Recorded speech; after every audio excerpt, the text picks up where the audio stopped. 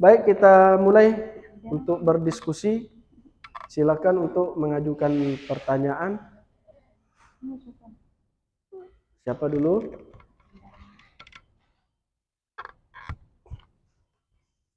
Nah, alhamdulillah, walaupun Ulil mengantuk, dia tetap masih bisa pertama. Silakan Ulil.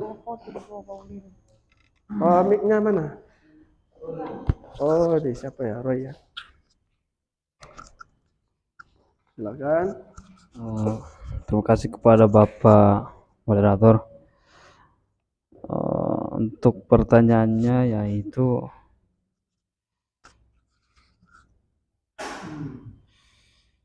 di dalam makalah saudari penyaji yaitu mengatasi pengangguran. Jadi yang nomor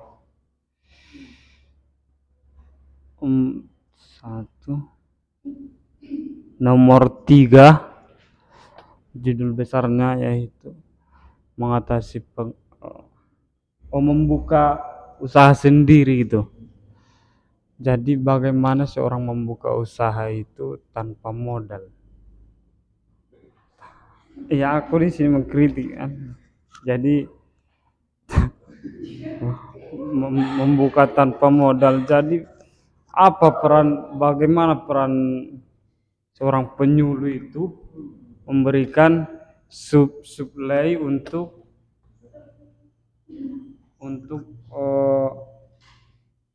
membuka usahanya seorang itu.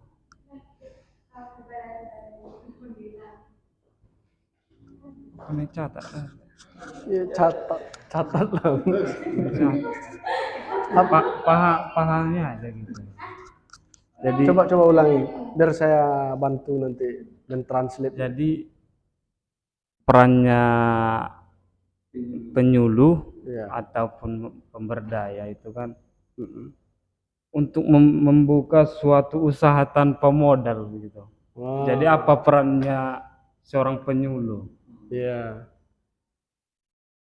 Jadi ini bukan penyuluh disuruh buka usaha ya, tapi peran penyuluh untuk membantu masyarakat bisa berusaha tanpa modal. Ya.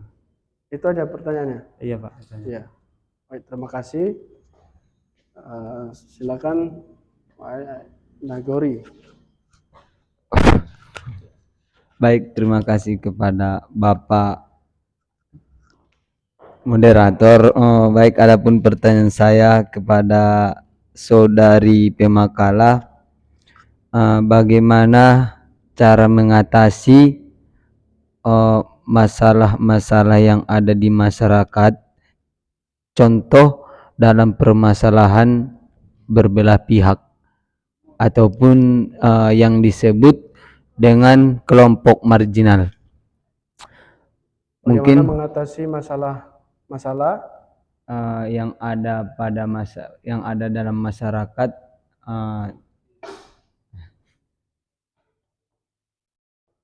contoh kelompok marginal, Pak. Kelompok marginal, masalahnya apa? Masalahnya karena berbelah pihak, Pak.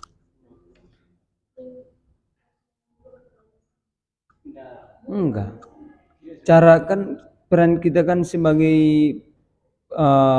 perubahan kan, kita untuk penyuluh itu kan membawa perubahan.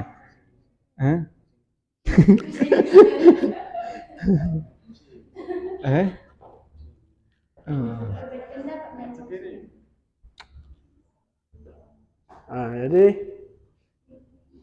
bagaimana kelompok kan, marginal? Iya Pak. Ya, kan kelompok marginal itu orang-orang yang katakanlah tertindas ya. Iya, yang tertindas oleh sistem kekuasaan, politik, ekonomi, sosial, bahkan ideologi juga ya kan. Iya. Kemudian marginal dalam hal mungkin yang tinggal di pinggir-pinggiran ya kan. Nah, itu marginal semua itu. Nah, kemudian ada lagi marginal ya dalam hal mungkin kalau dikategorikan ada masyarakat maju, ada masyarakat yang berkembang, ada masyarakat yang terbelakang. Nah, marginal adalah yang terbelakang ini. Apa ciri masyarakat terbelakang? Pendidikan rendah-rendah. Nah, kepedulian terhadap kesehatan rendah. Ya, yang rendah-rendah lah. Nah, itu kelompok marginal. Jadi masalahnya sekarang, ambil satu masalah. Fokus. Masalah apa? Masalah apa Pak? Pertikaian Pak. Pertikaian. Terpecah belahan antara masalahnya dalam satu masyarakat itu loh Pak. Diasingkan terhadap ekonomi lah Pak. Terjadinya masalah di masyarakat marginal itu mungkin dia terjadi pengucilan sosial. Karena ekonominya dia orang miskin gitu lah ya. Dia orang miskin jadi dikucilkan lah oleh masyarakat. Jadi bagaimana untuk mengatasi masalah yang seperti itu? Bisa dipahami apa? Fadilah dan Lili. Jadi sudah mengerucut tadi ini, katakanlah mereka itu orang miskin. Ya. Kemudian bagaimana supaya masalah orang miskin ini tidak tambah terbelakang dia, tidak tambah termarginalisasikan dia. Nah, bagaimana untuk melakukan itu? Nah, mungkin dua ini saja dulu, ya, dua saja pertanyaan dulu. Ini cukup berat untuk dijawab oleh kedua pemakalah kita. Silakan. Baik, saya ingin menjawab pertanyaan dari saudara Ulil, yaitu apa peran penyuluh untuk membantu masyarakat untuk membuka usaha tanpa modal. Yaitu yang pertama itu peran penyuluhan yaitu membimbing ataupun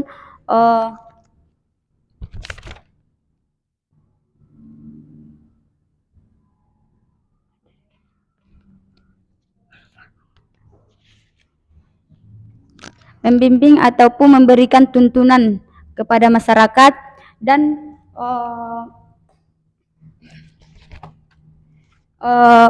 adanya bimbingan terus-menerus dalam masyarakat untuk menghadapi masalah-masalah yang terjadi, membantu individu memelihara dan mengembangkan situasi dan kondisi dengan baik, dan membantu mencegah masalah-masalah yang dihadapi masyarakat dengan adanya pembimbingan ataupun pemahaman terhadap masyarakat agar seseorang penyuluh dapat memahami masalah-masalah yang ada pada masyarakat.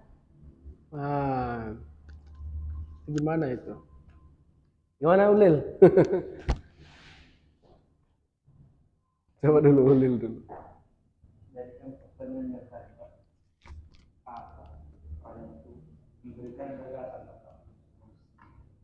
Iya.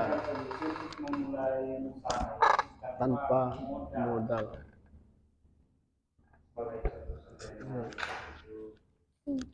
Ya, silakan Umi Fadilah. Umi. Saya akan menambahi jawaban dari saudari Lili mengatasi dalam pengangguran, yaitu membuka usaha tanpa modal. Yang dimana yaitu cara yang perlu kita lakukan untuk dalam pertimbangan membuka usaha itu, kalau tidak ada modal, memulai bisnis dengan memanfaatkan keahliannya. Yang dimana disarankan untuk memperdalam kemampuan dan mengasah jiwa bisnisnya. Contohnya, jika kamu memiliki ketertarikan dalam dunia fotografer, bisa dijual itu ataupun target yang sesuai dengan kebutuhannya. Lalu yang kedua yaitu menghindari pengeluaran yang tidak diperlukan. Contohnya yaitu gunakan cara sederhana seperti membuat kartu nama menghindari membuat kartu nama yang tidak terlalu mahal. Lalu perlu melakukan penghematan di awal karir untuk pembuatan fotografer itu. Lalu yang ketiga yaitu memanfaatkan media sosial dalam mempromosikan bisnismu, yaitu cara mempromosikan fotografer itu. Mungkin hanya itu yang bisa saya tambahi. Saya kembalikan kepada Bapak Moderator. Nah, ini dicontohkan usaha fotografer. Jadi pertama itu manfaatkan keterampilan dan keahlian yang ada. Yang kedua usahakan untuk pengeluaran ya diminimalisir. Yang ketiga, memanfaatkan promosi media sosial yang gratis kan gitu ya. Untuk usaha fotografi. Nah, silakan apa Ulil? Coba ditanggapi, ini ada mic-nya ada. Jadi berarti untuk membuka usaha tanpa modal melalui fotografi begitu. Jadi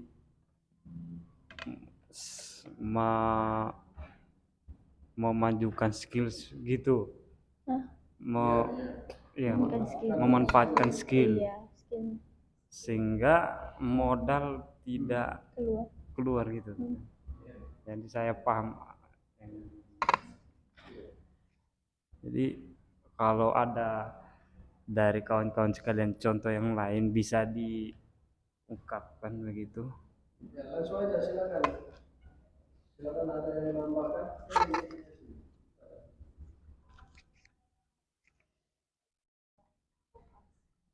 Ya, mungkin apa yang diinginkan oleh Ulil adalah penjelasan general ya kan, secara umum dulu penjelasannya. Tadi apa penyaji sudah masuk kepada spesifik usaha fotografi. Lalu pertanyaannya mungkin bagaimana dengan usaha-usaha yang lain? Kan begitu ya. Tentunya mungkin apa usaha buka toko atau kedai kelontong lah. Kan tidak ada keterampilan di situ ya kan? Apa yang dilakukan? Gitu. Jadi penjelasan umum seperti itu, sehingga dengan penjelasan umum itu bisa dibawa kemana-mana, ya. Nah, gitu. Silakan ditambahkan, Maimunah. Pas. Nah, jadi Maimunah pun masih buntu untuk memberikan solusi buka usaha tanpa modal ya kan. Roy, silakan Roy. Karena sudah dilepaskan yang pas tidak apa, jangan pas semua. Nah, saya bukalah begini dulu ya supaya kalian paham. Kalau yang disampaikan oleh Fadilah tadi itu membuka usaha tanpa modal dengan basis kita atau katakanlah modal sosial yang kita miliki adalah skill atau keterampilan. Selain dari itu, ada kita bisa membuka usaha tanpa modal. Nah, bagaimana? Ya, kan modal kita tanpa modal itu artinya bukan dari duit kita. Maka kita melakukan yang dalam pemberdayaan itu ada 3 hal ya yang harus kita lakukan apa dalam pemberdayaan. Ada namanya enabling. Ya, apa itu enabling? Itu adalah kalau secara arti diartikan orang pemungkinan ya. Tapi kalau kita jelaskan itu kita berupaya menciptakan situasi yang memungkinkan masyarakat untuk berkembang. Dalam hal ini adalah untuk membuka usaha. Nah, bagaimana? Bagaimana kita memberikan atau membuka peluang itu? Bisa jadi melalui ya sayembara misalnya. Ya, sayembara ini begini. Kita minta donatur kita untuk membiayai usaha. Kemudian masyarakat cukup atau katakanlah masyarakat nggak mungkin juga membuat proposal usaha ya kan. Anak-anak muda lah, milenial, para sarjana-sarjana sebelum mereka bekerja sebagai karyawan tetap atau sebagai PNS ya di usaha BUMN, sebelum mereka mendapatkan kerja tetap seperti itu, mereka harus berwirausaha misalnya. Maka kemampuan mereka untuk membuat proposal usaha, yang proposal itu nanti kita tawarkan ke para donatur, bahkan bank pun ada. Itu bagian dari CSR, ya, bagian dari CSR bank untuk pinjaman lunak terhadap generasi milenial.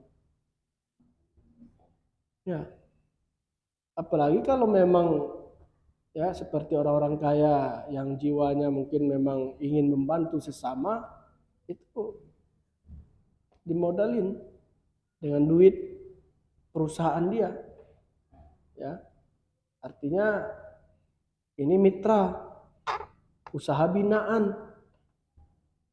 Kalau di Padang itu ada UKM binaan PT Semen misalnya. Di sini saya rasa ada juga ini UKM binaan PT Martabe. Nah, kan kita belum ada data, belum ada informasi, makanya kita tidak tahu, ya kan. Kalau kita tanya sama orang itu, terutama pada bagian CSR, mungkin kita tahu, kita dapat informasinya.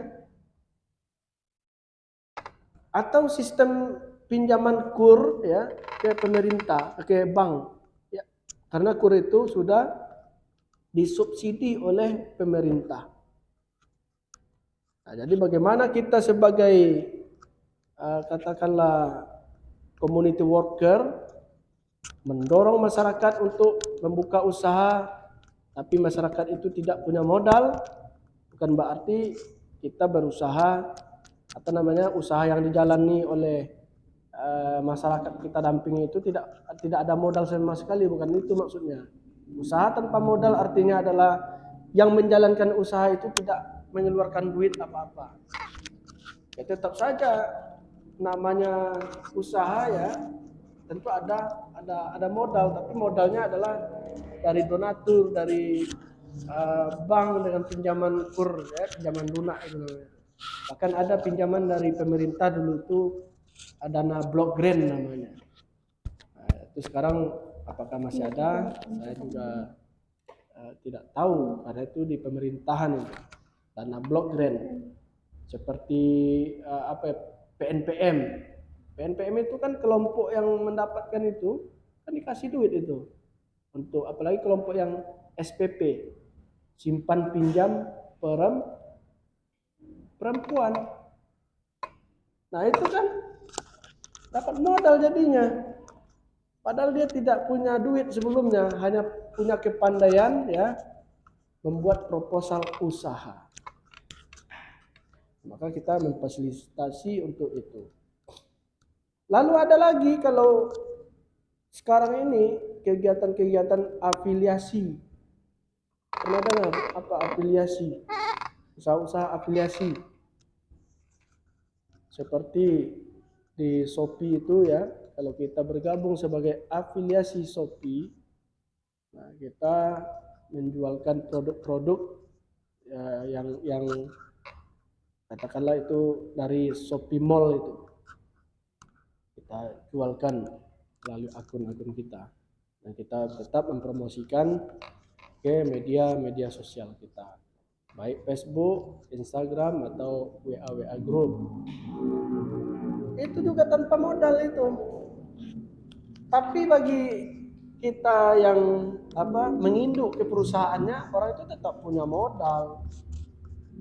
Contohnya tentang pakaian ini, ya kan, kita sebagai afiliasi dari perusahaan atau toko pakaian, orang itu kan tetap ada persediaan pakaian, ya. Kalau ada persediaan pakaian, tentu itu disebut sebagai modal. Kita tinggal menjualkan. Bahkan tidak hanya Shopee, itu banyak perusahaan-perusahaan, ya, kalau kita lihat di lemari digital itu, apa itu lemari digital? Yaitu Mbah Google. Nah, itu lemari digital namanya itu. Karena kita cari di lemari digital itu, ya, itu akan banyak usaha-usaha yang menawarkan afiliasi seperti itu. Jadi kerja kita Nagori mempromosikan sebanyak-banyaknya ke media sosial kita, dengan harapan nanti orang berbelanja melalui kita. Tapi yang mengirimkan barang itu adalah perusahaan induknya itu, yang kita berafiliasi dengan itu. Dan kita mendapatkan keuntungan, ya seperti kerja broker, ya kan? Nah, makanya kita pun juga broker ini, tapi broker budaya, broker pengetahuan. Hanya saja memang dalam perkembangannya kata-kata broker itu diasosiasikan dengan arti-arti yang negatif, ya, karena broker sama dengan calo. Nah, calo itu negatif di masyarakat kita. Nah, walaupun kita kan di dalam buku-buku referensi pengembangan masyarakat kita juga broker budaya, broker pengetahuan, dan broker untuk perubahan sosial. Gitu ya. Saya pahami? Nah, jadi usaha tanpa modal, pilihlah dari hal-hal yang itu. Apakah melalui afiliasi atau melalui kemungkinan tadi untuk sayembara proposal bisnis misalnya, atau mungkin kita punya skill tapi tidak punya duit untuk buka usaha, ya itulah tawarkanlah melalui saluran-saluran gratis, boleh juga melalui kenalan kita juga boleh. Di antara kalian ini misalnya ada 10 orang ini, ada di antara kalian yang menjadi orang kaya nanti, ya kan? Nah, ingat temannya. Ketika datang teman jangan beranggapan negatif. Oh, ini minta duit pula ini kawan ini. Jangan. Bahkan kita tanya bagaimana kondisi dia, apa pekerjaannya sekarang. Kalau dia tidak bekerja, ya kalian yang punya duit mungkin miliaran, kasih dia modal agak 5 juta, 10 juta. Ini pinjaman lunak. Dalam hati kalian sampaikan, kalau kawan saya ini nanti nggak sanggup bayar, saya udah ikhlaskan. Tapi jangan sampaikan ke dia langsung, karena itu nanti akan dibelanjakan untuk hal-hal yang lain, ya kan? Oh, karena ini pemberian ini HP lah kan gitu ya. Tapi kalau sudah seperti itu tadi, ini niat saya membantu teman. Duit 10 juta kalau bagi orang punya duit miliaran nggak kerasa itu, ya kan? Nah, masalah sepele ini. Apalagi yang 349 triliun, kapan menghabiskannya itu? Nggak punya waktu kita untuk menghabiskan itulah, ya. Nah, begitu. Jadi peluang-peluang itu bisa kita manfaatkan. Maka ada nilai, ya, berkaitan dengan nilai juga ini. Kita itu bisa dipercaya orang atau tidak? Nah, kita itu orangnya amanah atau tidak? Kalau dari teman-teman ini nanti, ya, dulu waktu kuliah si A itu tidak amanah itu, tidak dapat dipercaya itu. Jangankan minjam 5 juta, 10 juta, 100.000 pun tak kukasih kan begitu ya. Karena dulu dia pernah minjam lalu pura-pura lupa, ya kan. Pernah minjam minta baliknya susah. Nah, itu mempengaruhi. Itulah kita punya nilai atau tidak gitu, dapat dipercaya orang atau tidak, dapat diandalkan atau tidak, punya komitmen atau tidak. Nah, gitu. Itu untuk usaha tanpa modal. Ya, yang kedua silakan untuk pertanyaan Nagori. Pertanyaan siapa tadi? Oh ya, Nagori itu ya, yang agak rumit itu. Silakan Lili dan Fadila. Bagaimana cara mengatasi masalah supaya orang-orang marginal itu tidak tambah dirugikan dia, tidak tambah termarginalisasi dia. Katakanlah dalam hal kasus ekonomi orang-orang miskin gitu. Di sini saya akan menjawab pertanyaan dari saudari Nagori untuk mengatasi suatu masalah dalam marginal. Ya kan? Untuk mencegah terjadinya masalah, maka diperlukannya strategi berupa bantuan layanan agar masalah tersebut tidak akan terjadi lagi. Adapun layanan yang bisa membantu mengatasi masalah tersebut adalah layanan bimbingan kelompok dengan memakai teknis diskusi. Bimbingan kelompok merupakan salah satu bentuk usaha pemberian bantuan kepada orang-orang yang mengalami masalah. Kegunaan dari bimbingan kelompok ini adalah dengan membimbing kelompok masyarakat dilatih menghadapi suatu ataupun memecahkan suatu masalah secara bersamaan untuk mendapatkan suatu strategi dalam suatu masalah tersebut.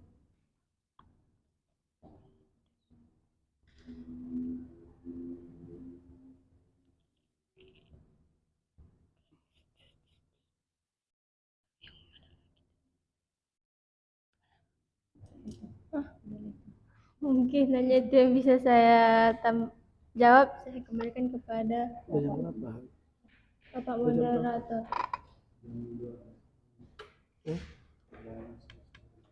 11, 55, 56. Baik, mungkin saya ambil alih diskusi ini. Yang pertama tentang bagaimana kita mengatasi masalah-masalah sosial, ya, secara umum masalah apapun itu, ya, masalah apapun, baik orang yang termarginalkan, orang miskin, fakir, atau masalah sosial lah pokoknya. Bagaimana kita mengatasi? Jawabannya singkat, yaitu harus melakukan analisis problem sosial. Kalau sudah melakukan analisis problem sosial, itu ada 6 tahapan yang harus dilakukan. Yang pertama, apa itu? Coba siapa penyaji yang pertama? Apa di situ di dalam makalahnya itu? Mengidentifikasikan masalah dengan tepat. Identifikasi Masalah dengan tepat. masalah. Yang kedua, karena agak sedikit berbeda dia dari Charles Sastro kemarin itu, tapi itu juga sebetulnya. Ya, ada kata-kata cerita gitu kan. Langkah-langkah melakukan analisis masalah sosial. Menentukan persoalan, Pak. Ya, bacakan sampai 6 langkah itu. Yang langkah-langkahnya saja. Satu yaitu menentukan persoalan atau problem yang akan dilihat. Yang kedua itu diskusi. Pakai mic-nya itu, pakai mic itu. Satu yaitu menentukan persoalan atau problem yang akan dilihat. Yang kedua yaitu diskusi dan mengkomunikasikan persoalan kepada masyarakat. Yang ketiga yaitu melihat perkembangan antar waktu. Yang keempat yaitu menyimpulkan perbedaannya. Yang kelima yaitu mengatasi persoalan dengan jalan mempertanyakan atau yang disebut dengan legal konstitusional. Yang kedua yaitu pewacanaan. Itu langkah-langkah untuk menyelesaikan masalah sosial. Jadi perlu dilakukan analisis problem sosial atau analisis masalah sosial yang akhirnya memang kita mengetahui masalah, mencarikan solusi, dan bersama-sama untuk melaksanakan dari atau mengambil tindakan dari solusi yang sudah kita pilih.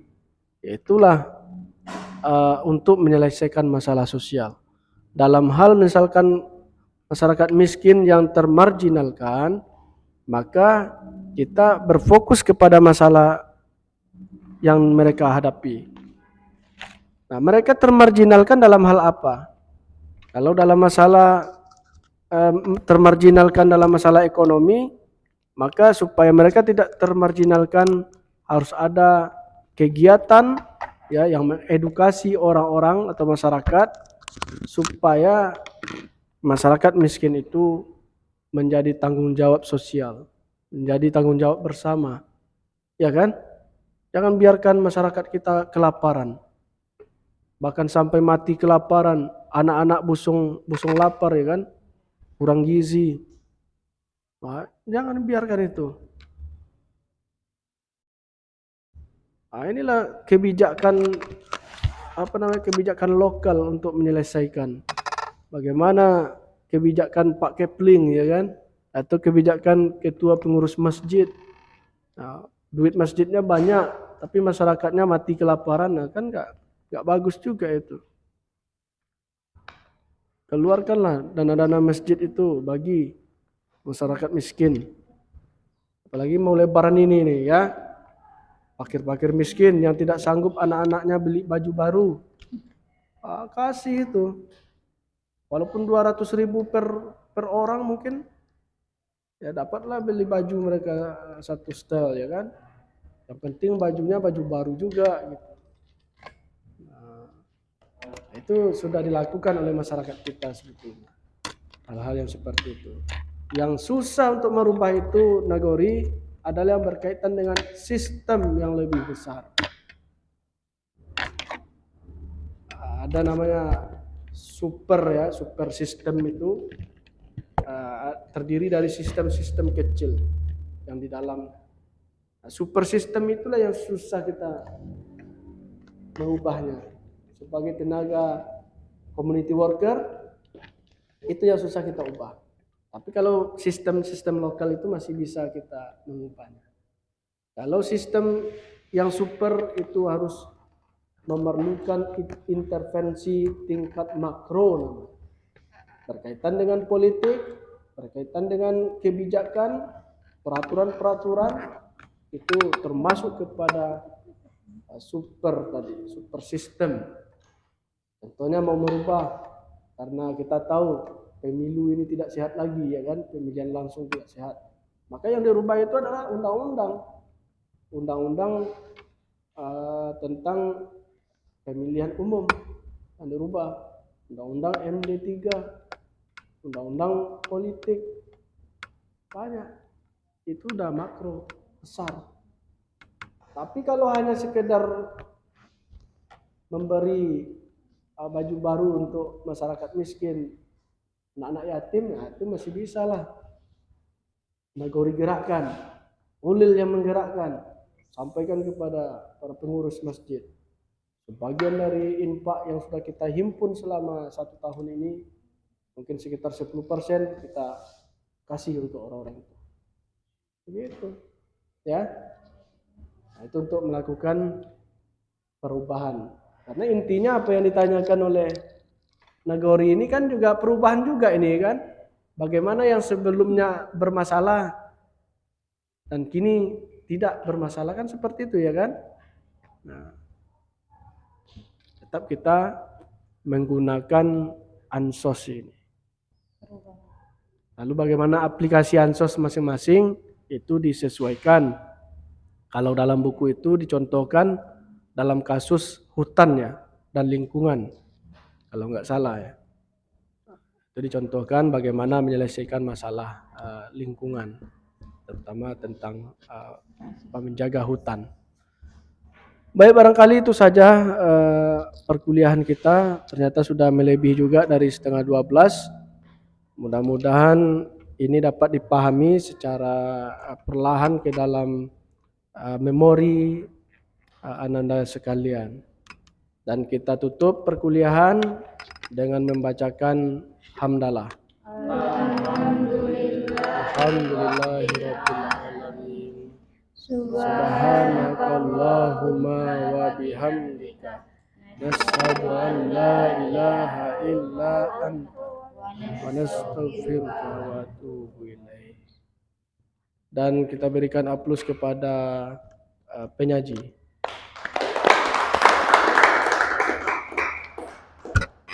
Jadi untuk pertemuan minggu depan ini secara bertanggung jawab kelompok 1 harus siap untuk mempresentasikan tugasnya.